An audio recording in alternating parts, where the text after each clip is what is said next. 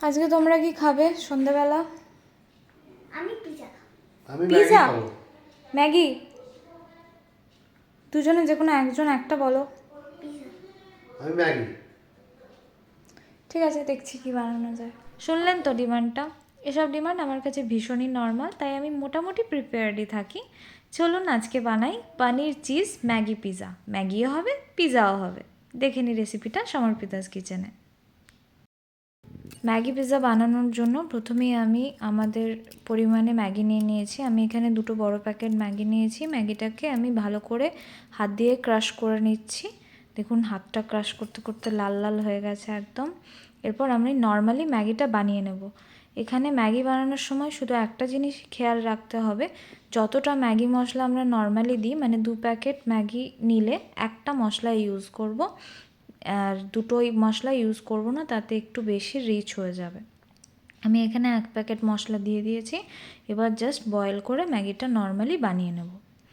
Maggi বানানো হয়ে গেছে প্রায়। দেখুন মশলাটা মিক্স করে নিয়েছি।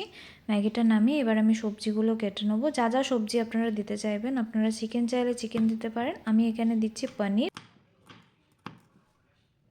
Yellow bell paper. আর বেল পেপারটা এখানে এরকম ডাইসের মতো কাটতে হবে, চৌকো চৌকো করে, যেরকম আমি দেখিয়েছি, মানে পিৎজার উপরে টপিংয়ে যেরকম থাকে। এবার আমি আর নিয়ে নিয়েছি হচ্ছে পেঁয়াজ।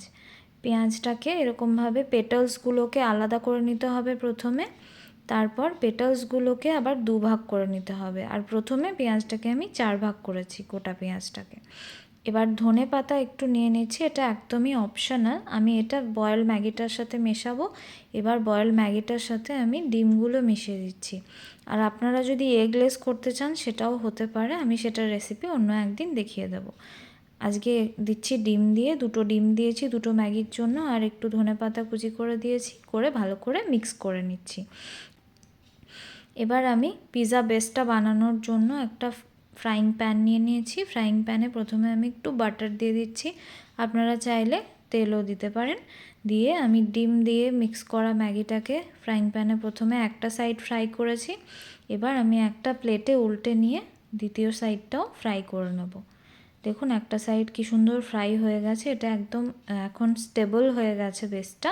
আরেকটা সাইড ফ্রাই করে নিলে একেবারেই শক্ত মতন হয়ে যাবে, বেসের মতো। এবার আমার বেসটা রেডি হয়ে গেছে। এবার আমি সবজিগুলো যেগুলো দেবো সেগুলোকে জাস্ট একদম হালকা সতে করে নেব, ক্রাঞ্চি ভাবটা যেন থাকে সেটা আমাদেরকে দেখে নিতে হবে। ভাজা হয়ে গেলে তারপরে আমি পিৎজাটাকে গার্নিশ করে নেবো টপিংসগুলো দিয়ে। প্রথমেই আমি নিয়ে নিয়েছি টমেটো কেচাপ। টমেটো কেচাপটাকে ভালো করে ওপরটাতে ব্রাশ করে দিয়েছি। তারপরে আমি চিজ গ্রেট করে নিয়েছি, নর্মাল চিজ কিউব এনেছি সেটাকেই গ্রেট করে নিয়েছি। গ্রেট করে আমি এটার উপর দিয়ে দিয়েছি। আপনাদের কাছে মোজারেলা চিজ থাকলে দিতে পারেন, কোনো অসুবিধা নেই, আরও বেটার হবে। আর সাথে দেখুন পনিরগুলোকে ছোট ছোট করে কেটে, বাকি আর যেগুলো কেটেছিলাম সব ভালো করে সাজিয়ে দিয়েছি। আমি এটা ওটিজিতে বেক করেছি, আপনারা চাইলে এটা কড়াইয়ের মধ্যে কেক বেক করার মতোও করতে পারেন, কোনো অসুবিধা নেই। ওটিজিটাকে আমি 5 মিনিটসের জন্য 120 ডিগ্রি সেন্টিগ্রেডে প্রি হিট করে নিয়েছিলাম। এবার আমি এটাকে দিয়ে দিলাম 120 ডিগ্রি সেন্টিগ্রেড টেম্পারেচারে 10 মিনিটের মতো। 10 মিনিটের মধ্যে এটা সুন্দর বেক হয়ে রেডি হয়ে যাবে। আমার পিৎজা রেডি হয়ে গেছে, আর সত্যি সুন্দর ভীষণ গন্ধ বেরিয়েছে। আমি একটু টেনশানে ছিলাম কেমন হবে, গন্ধ শুনে মনে হচ্ছে ভালোই হবে। এবারে দেখে নিই যারা খাবে তারা খেয়ে কি বলছে, ভালো হয়েছে না খারাপ হয়েছে। চলুন আপনাদেরকে দেখিয়ে দিই ওরা কি বলছে। রেডি। কি বানিয়েছো? এটা কি পিজা? এরা হচ্ছে ম্যাগি পিজা, খেয়ে দেখো। লাল টক টক করছে।